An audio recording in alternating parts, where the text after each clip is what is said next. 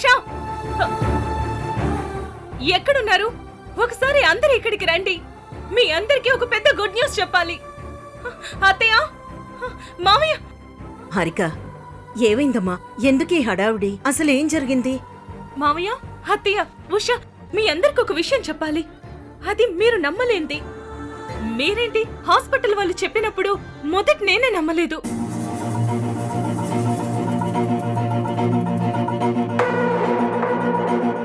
అమ్మా హారిక, అసలు విషయం చెప్పకుండా ఈ హడావిడేంటమ్మా? అసలు ముందు విషయం ఏంటో చెప్పు. అదే చెప్పబోతున్నాను. హాస్పిటల్లో నిజం తెలిసిన దగ్గర నుంచి నేను ఆనందంలో ఉబ్బి తబ్బిబ్బయ్యి ఏం మాట్లాడుతున్నానో కూడా మర్చిపోతున్నాను.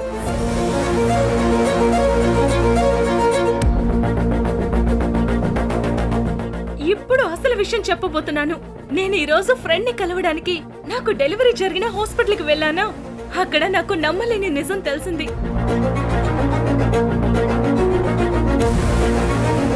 అదేంటంటే అప్పుడు మనం చనిపోయాడనుకున్న నా కొడుకు చనిపోలేదంట, బ్రతికే ఉన్నాడంట.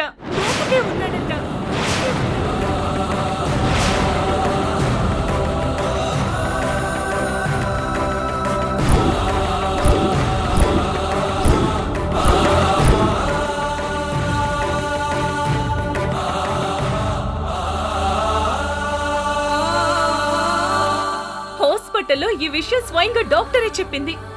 ఏం మాట్లాడుతున్నావు హారిక? ఇన్నాళ్ల తర్వాత వాళ్ళు నీ కొడుకు బతికున్నాడని చెప్పడమేంటి? నీ బిడ్డ పురుట్లోనే చనిపోయాడు కదా. చనిపోయిన బాబుని మనం కూడా చూసాం కదా. ఇప్పుడు మళ్ళీ వాళ్ళు ఇలా చెప్పడమేంటి? మీకు తెలియదు అత్తయ్య, నా కొడుకు బ్రతికే ఉన్నాడంట. స్వయంగా హాస్పిటల్లో వర్క్ చేసే డాక్టర్ గారి చెప్పింది అంటుంటే నమ్మరెందుకు?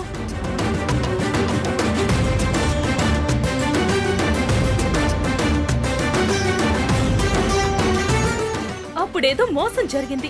బ్రతికున్న నా బిడ్డను చనిపోయాడని చెప్పారు.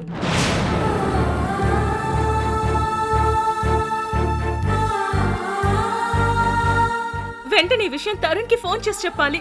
అమ్మా హారిక, ఎక్కడో ఏదో పొరపాటు జరుగుంటుంది. వాళ్ళేం చెప్పారు నువ్వేం అర్థం చేసుకున్నావు? పురిటిల్లోనే బిడ్డను పోగొట్టుకున్న తల్లిగా నీ బాధను నేను అర్థం చేసుకోగలను. కానీ అదే నిజం తల్లి. ఆ నిజం ఎంత చేదుగా ఉన్నా మనం ఒప్పుకొని తీరాలి.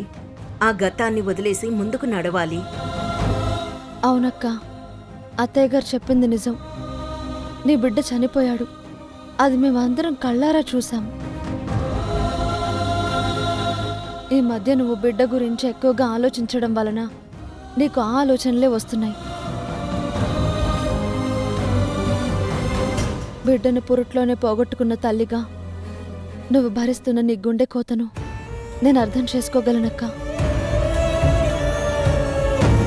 నీలాంటి మంచి మనసున్న వాళ్ళకి ఆ దేవుడు అన్యాయం చేయడు.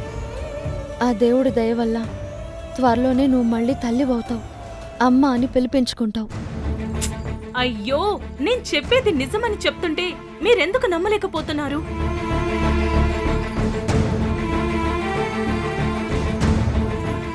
నా బిడ్డ బ్రతికే ఉన్నాడంట. నేను ఈ విషయాన్ని వెంటనే తరుణ్ కి కాల్ చేసి చెప్పాలి. ఆయన హాస్పిటల్ వాళ్ళతో మాట్లాడి నా బాబు ఎక్కడున్నాడో తెలుసుకుంటాడు.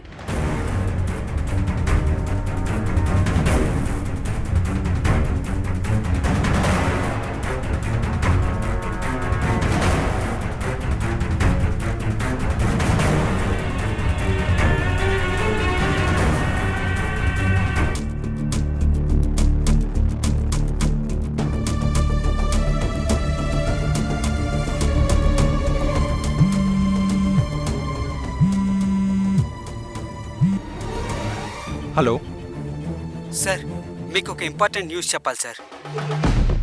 దేని గురించి? మీరు వెతుకుతున్న ఆద్య గురించి.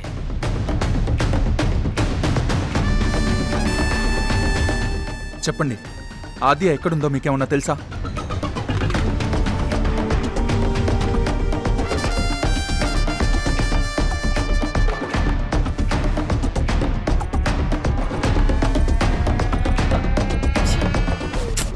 ఇంత సంతోషమైన విషయం ఆయనతో చెప్పాలనుకుంటుంటే ఎంగేజ్ వస్తుందేంటి?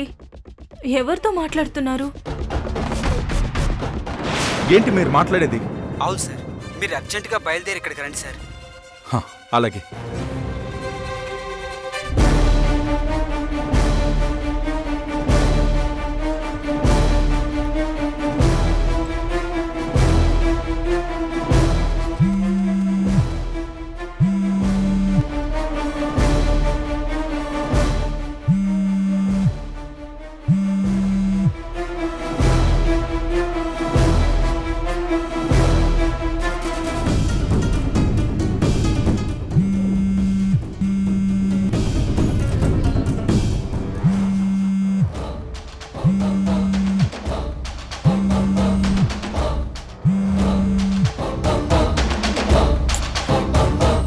ఇంతసేపు ఎంగేజ్ వచ్చింది, కానీ ఇప్పుడు ఎందుకు తరుణ్ ఫోన్ లిఫ్ట్ చేయడం లేదు?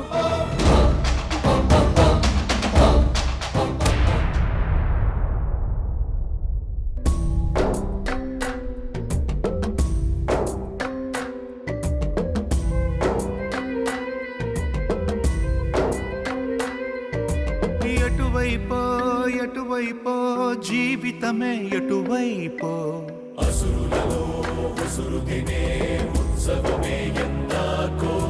కడవరకో నడివరకో జీవితమే విధి వరకో మనిషి గుణం మనిషితనం నడుమనరణమే సిరికో ఏ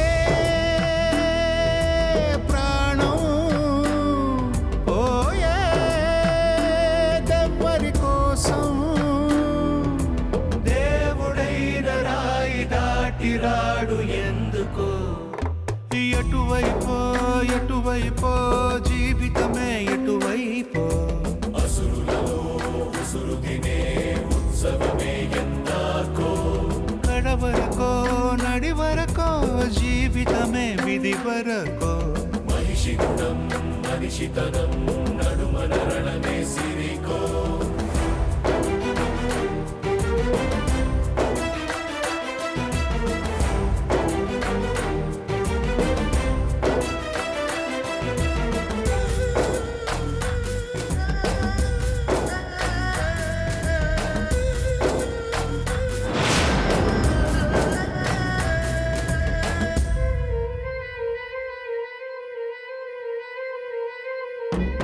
ఎవరో ఆకలికి ఎవరో ఆహుతయ్యే యాగం ఆగనన్నదే మేకవన్నె పులి మనలోనే కదిలి మననే తింటూ ఉన్నదే లేరు మంచే ఉందొకటే వంచన కంచే మేలు కోరి మేలు కోడే ఏలు దేవుడే ఎటువైపో ఎటువైపో జీవితమే ఎటువైపో నేను నీకొక మాట ఇస్తున్నాను. ఈ రోజు నుంచి నీకే కష్టం వచ్చినా నీ వెనక నీడలా ఒక అన్నలా నీకు జీవితాంతం నేను అండగా ఉంటాను. ఇన్ని రోజులు నా జీవితంలో ఒక అన్న లేని లోటును ఈ రోజు మీరు తీర్చారు సార్. నన్ను నమ్మండి ప్రమీల గారు. మీ కన్నిటిని తొడవడానికైనా నేను ఆద్యని క్షేమంగా తీసుకొస్తాను. తను కేవలం నాకు ఒక సాక్షి మాత్రమే కాదు, నా చెల్లెలు కూడా. ఏంటి బాబు ఇది? ఒక అన్నలా తనకి తోడుంటానన్నావు, తనని జీవితాంతం కాపాడుకుంటాను అన్నావు. ఇప్పుడు తన జీవితమే అంతమైపోయింది.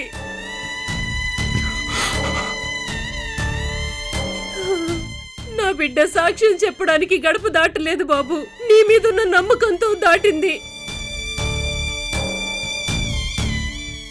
అలాంటి నా కూతురి నమ్మకాన్ని శవంగా మార్చి నా చేతిలో పెట్టావా బాబు?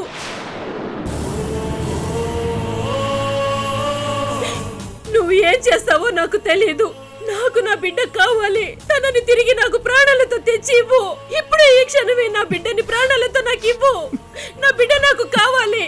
నా బిడ్డ నాకు కావాలి.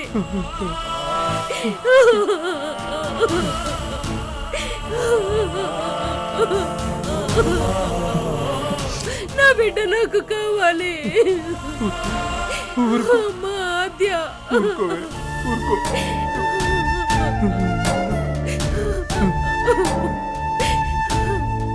గొప్పోళ్ళ యుద్ధంలో నలిగిపోయేది మనలాంటి సామాన్యులేనని ఆ రోజే చెప్పారు. కానీ మీరు నా మాట వినలేదు. చివరికి ఏం జరిగింది? మనకున్న ఒక్క కూతురు మన కళ్ళ ముందే శవంగా పడుంది.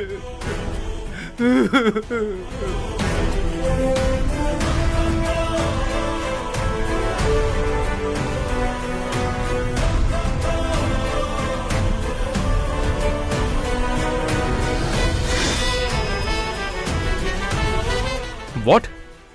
ఆద్యని హత్య చేశారా? అసలు ఎలా జరిగింది?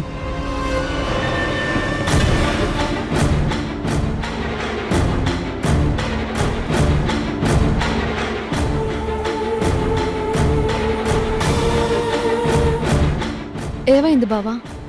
ఎందుకంత టెన్షన్గా ఉన్నారు? ఆద్యని చంపేశారు ఉషా.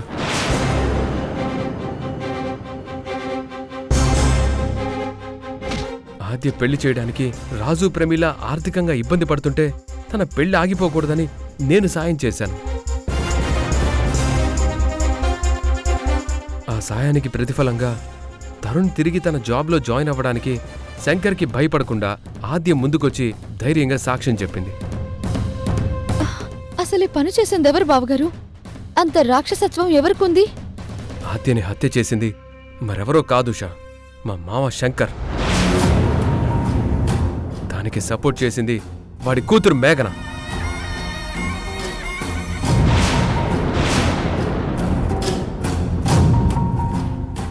ఆడది ఆడదానికి అండగా ఉండాలి, కానీ ఇక్కడ ఆడపిల్ల గొంతు నొక్కడానికి మరో ఆడదే దారి చూపించింది.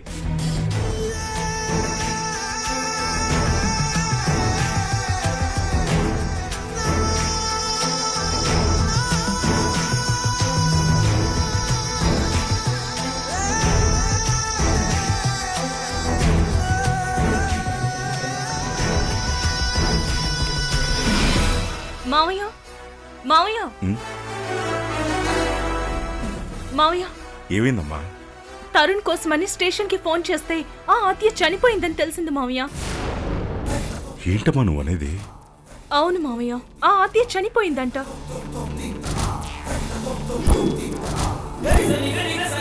తనకేదైనా ప్రమాదం జరుగుంటుందా అని తరుణ్ భయపడుతూనే ఉన్నాడు. చివరికి తను భయపడినట్టుగానే జరిగింది. ఇంతకీ తరుణ్ ఎక్కడున్నాడో తెలిసిందమ్మా? లేదు మావయ్య, ఇంకా తెలియలేదు. నేను ఎన్నిసార్లు ఫోన్ చేసినా నా ఫోన్ కూడా లిఫ్ట్ చేయట్లేదు. టెన్షన్ పడకమ్మా.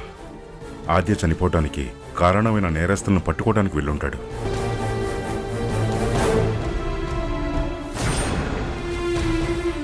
ఆ నేరస్తులను పట్టుకొని వాళ్ళని శిక్షించే వరకు తరుణ్ వాళ్ళని వదిలిపెట్టాడు.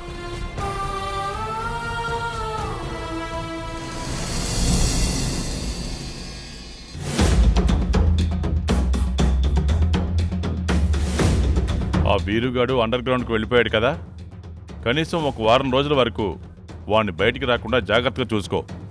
అలాగే సార్. వీరుతో పాటు మనం కూడా కొన్ని రోజులు అండర్ గ్రౌండ్లోకి వెళ్తే బెటర్ అనిపిస్తోంది డాడ్. ఎందుకంటే ఆ తరుణ్ గడు ఊరికే ఉండడు కదా. దాక్కోవడం అంటే ఓటమిని ఒప్పుకోవడమే మేఘన.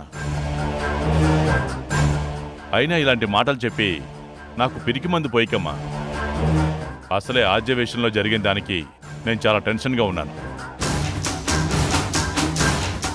చేసింది తప్పని కాదు, ఆ తప్పును సరిదిద్దుకోవడానికి ఇంకెంతమందిని బలివ్వాలా అని. నేను ప్రశ్న పిలవమన్నాను కదా, ఇంకా ఎవరు రారేంటి? వస్తున్నామని ఫోన్ చేశారు సార్. నాకు తెలిసి 5 నిమిషాల్లో ఇక్కడ ఉంటారు. రేయ్ శంకర్!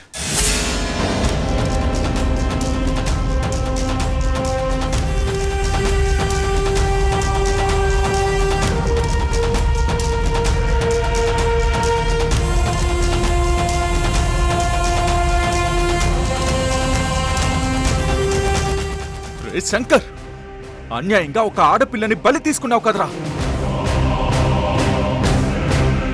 నువ్వు ఎలా పడితే అలా ప్రవర్తించడానికి ఇది నీ ఆఫీస్ కాదు తరుణ్, నా ఇల్లు. అయినా నీలాంటి పోలీసులు నా మీద చెయ్యి వెయ్యాలంటే చేతిలో వారెంట్ ఉండాలి. నేను చేసిన తప్పును రుజువు చేసే సాక్ష్యం ఉండాలి. సమాజానికి పట్టిన నీలాంటి చీడ పురుగుల్ని షూట్ చేసి లేపేయడానికి వారెంట్లు, సాక్ష్యాలు అక్కర్లేదు.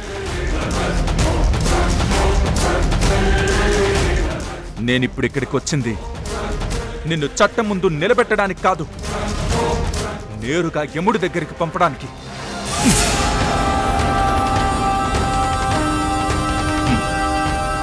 అయితే ఇదిగో నా యాంటిసిపేటరీ బెయిల్.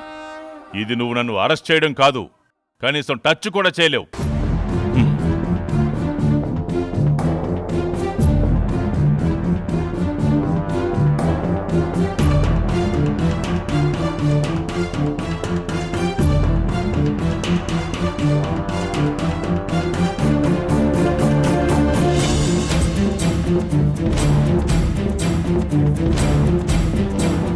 చూడు తరుణ్, సిస్టంలో ఉన్న లొసుగోల్ని ఎలా వాడుకోవాలో తెలిసిన వాణ్ణి.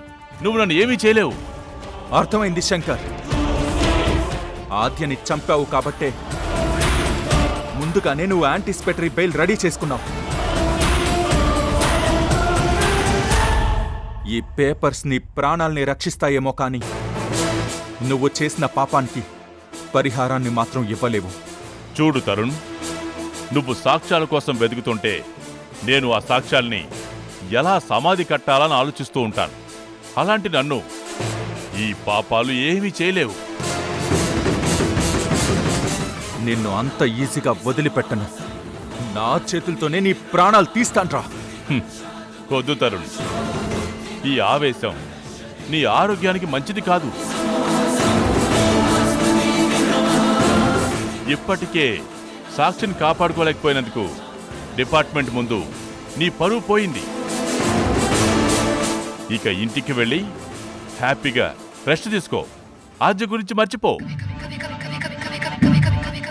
నిన్ను లోపల వేసేదాకా నేను విశ్రాంతి తీసుకోను. నా యూనిఫామ్ సాక్షిగా, చనిపోయిన ఆద్య సాక్షిగా నేను ఛాలెంజ్ చేస్తున్నాను. నిన్ను జైల్లో వేసే వరకు నా కంటిని నిద్రపోనివ్వను, నా ధర్మాన్ని దారి తప్పనివ్వను.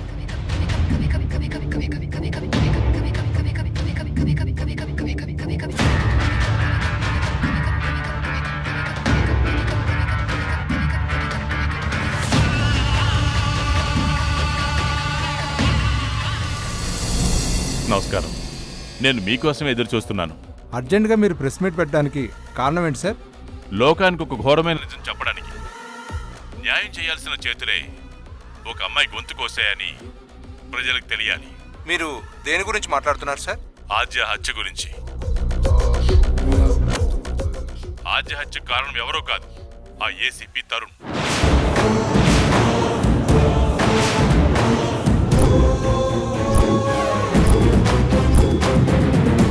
తరుణ్ ఆ అమ్మాయి మీద కన్నేశాడు.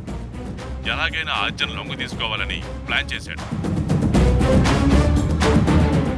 నేను పెళ్ళైన దాన్ని, నాకు ఒక సంసారం ఉంది, నన్ను వదిలేయండి అని ఆద్య ప్రాధేయపడినా ఆ ఏసీపీ తరుణ్ వినలేదు. దాంతో ఆద్య భరించలేక ఆ తరుణ్ మీద పై అధికారులు కంప్లైంట్ చేస్తానని ధైర్యంగా మాట్లాడింది. ఆద్యను మర్డర్ చేసి చంపేశాడు ఆ ఏసీపీ తరుణ్.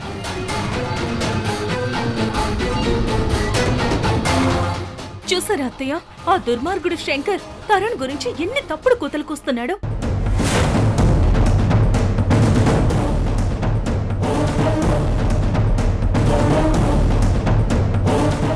లోకం కోసం ప్రాణాలకు తెగించి పోరాడే మనిషి మీద ఇంత నీచమైన ఆరోపణలు చేయడానికి అసలు వాడికి మనసులా వచ్చిందత్తయ్య?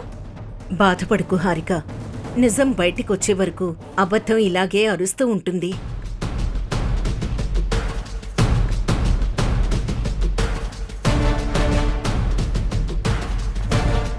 రే సంజయ్, తరుణ్ ఎక్కడున్నాడో వెంటనే కనుక్కోరా. శంకర్ మాటలు వింటుంటే తరుణ్ ఆవేశంలో వాణ్ణి ఏం చేస్తాడో అని భయంగా ఉంది. అలాగే అమ్మా. వద్దు సంజయ్, వాడికి ఫోన్ చేయొద్దు.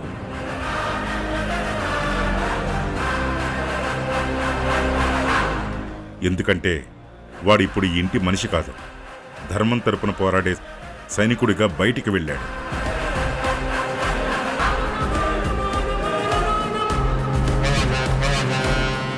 వాడి కర్తవ్యాన్ని పూర్తి చేసి ధర్మాన్ని నిలబెట్టే వరకు వాడికి మనం ఎవ్వరూ అడ్డుపడకూడదు. అదేంటండి అలా అంటారు? శంకర్ అంతటి బలవంతుణ్ణి వాడొక్కడే ఎలా ఎదుర్కోగలడు? చూడు కిరణ్మయి, శంకర్ బలవంతుడు కావచ్చు, కానీ వాడు చేసిన పాపం వాడికంటే బలమైంది.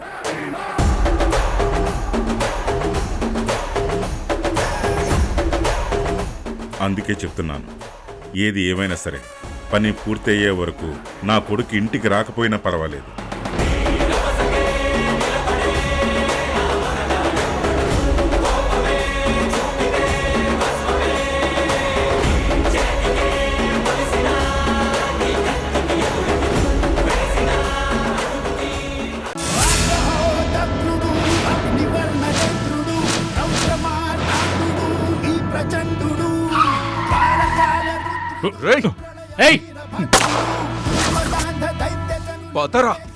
నన్ను ఎక్కడికి తీసుకెళ్తున్నావు? మాజీ మంత్రి శంకర్ గారిని ఏసీపీ తరుణ్ అత్యంత నాటకీయ పరిణామాల మధ్య అరెస్ట్ చేశారు. ఆద్య నేనే చంపానని ప్రెస్ మీట్ పెట్టావు కదరా, ఇప్పుడు పిలవరా ప్రెస్ ని.